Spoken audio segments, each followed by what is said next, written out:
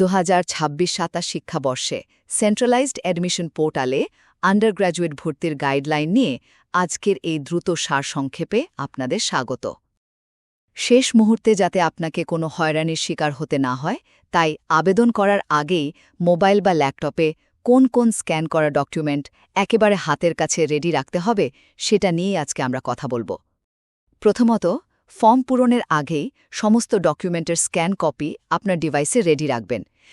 আর এই কাজের জন্য আপনারা চাইলে ফোনের জনপ্রিয় স্ক্যানিং অ্যাপগুলো ব্যবহার করতে পারেন।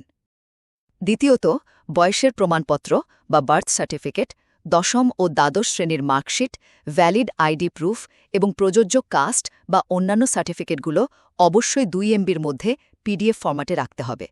তবে আপনার ছবি, দ্বাদশ শ্রেণীর রেজিস্ট্রেশন এবং ব্যাংক পাসবুক বা বাতিল চেকের কপিগুলো কিন্তু আবার 2 MBর মধ্যে জেপিজি বা পিএনজি ফরম্যাটে হতে হবে।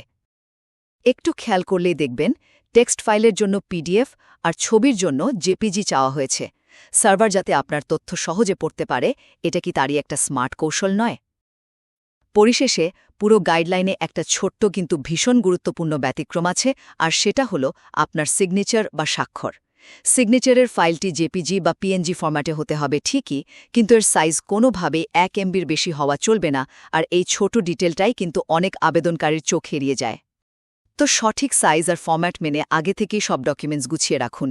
দেখবেন আপনার ভর্তির আবেদন প্রক্রিয়াটা একদম জলের মতো মসৃণ হয়ে যাবে।